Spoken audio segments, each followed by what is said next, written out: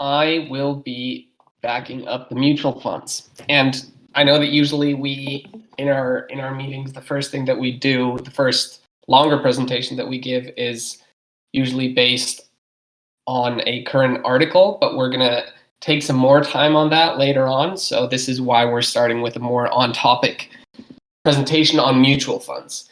Mutual funds is something that we've talked about in the past. Luke gave a presentation and then kind of a follow-up presentation on it, but I'm here to show mutual funds in a different light because we did have an open argumentation there, and we just wanted to shed some more light on the matter.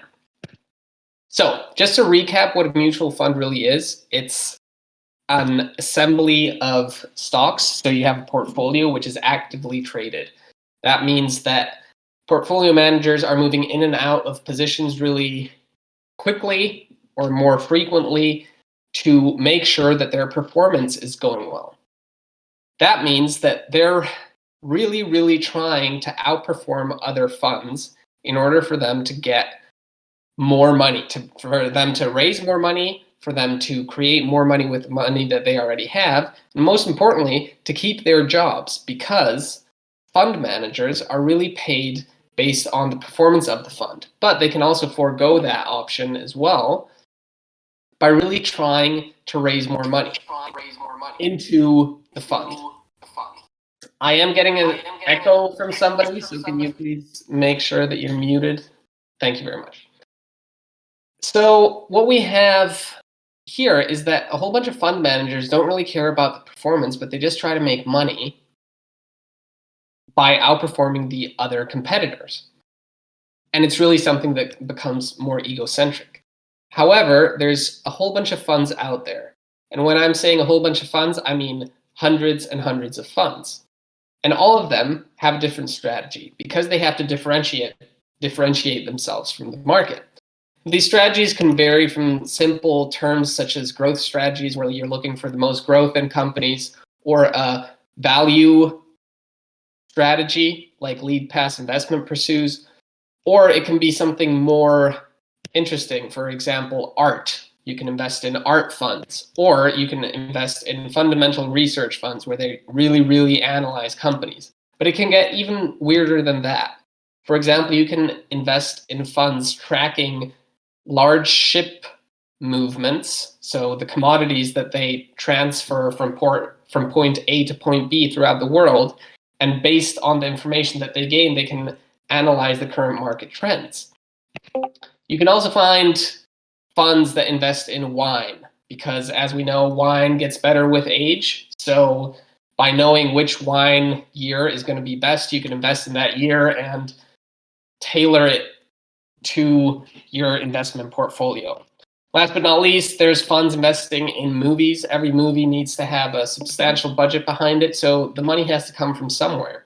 And we as investors have the opportunity to invest in such specific strategies. Now, the difference that we have to think about here is that the funds that we as retail investors have most likely been advertised to have come from your bank, which essentially is sales. Because your bank probably has somebody that is a fund manager or has an investment fund, if not 20 or 30 or 100,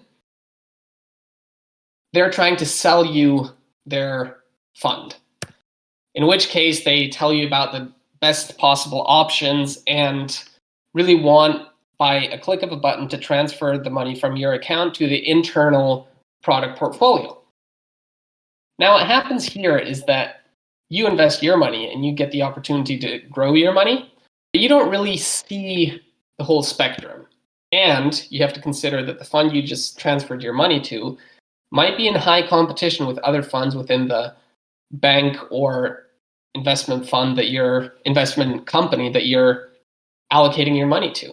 So you would be very, very prone to be part of this internal competition of funds trying to outperform themselves, or fund managers simply trying to grow their own personal wallet. And that's something that you really want to try to avoid, because as Luke outlined previously, you're trying to avoid that 2% management fee. However, looking at funds or a specific strategy that you're very attracted to, maybe one of the ones that I outlined earlier, they are managed by fund managers that aren't necessarily part of a bank. They have their own fund that they run independently from anyone else. So what they try to do first is to be able to be traded as a mutual fund, you have to cover a whole bunch of fees. And when I'm talking about a whole bunch of fees, this can range up to this can be more than $100,000 just in a year. And this is just allowing you to be an active investment vehicle. So for you to pursue retail investors like you and me for a fund, it doesn't really make that much sense because the contributions we might make are $10,000 or $20,000. If it's a good investor, you might get up to 100,000, but it's not really going to get more than that, at least initially. So for a fund, what they do is they pursue institutional investors, people that have big bucks, right? Because if you're an ESG fund, a fund that invests in the environment, doing good, every investment that you make has to have a positive contribution to the world, which is a great thing. Although smaller contributions might mean something to us as the people that give them, as an institute, unless you have institutional money, so big money, you can't really drive significant change, which is what these funds are trying to do. So they really just pursue people with a lot of money and the institutional investors. Now, unfortunately, for us, this means that Luke's theory might be correct, that investing in mutual funds, if you're a retail investor with not a whole bunch of money, doesn't make sense. But as we all plan to be millionaires not very far from now, we will have the opportunity to be investing in these mutual funds that apply to our strategy that we can relate to. And unfortunately, this means that you need a lot of money to make more money in this specific manner. Now, what does this mean for us as Lead Pass investors? Well, me personally, I wouldn't advise anyone to invest in a mutual fund that's traded by their local bank or investment manager. However, there is a whole bunch of opportunities that are out there, but you really have to do your research. Following our advice from a very famous investor, maybe a guy you've heard about, Warren Buffett, who says that 90% of your money should really just go in the market, an index fund that we've talked about last week. That might be a better idea for somebody out there. Or you can follow the Lead Pass investment strategy or combine these things to mitigate your risk as much as possible. Does anyone have any questions about that? Hi there. Thank you so much for watching our video. I hope you really enjoyed it and I hope you learned something. If you have any questions, please let us know in the comment box. And don't forget to like and subscribe so you can learn more about our channel.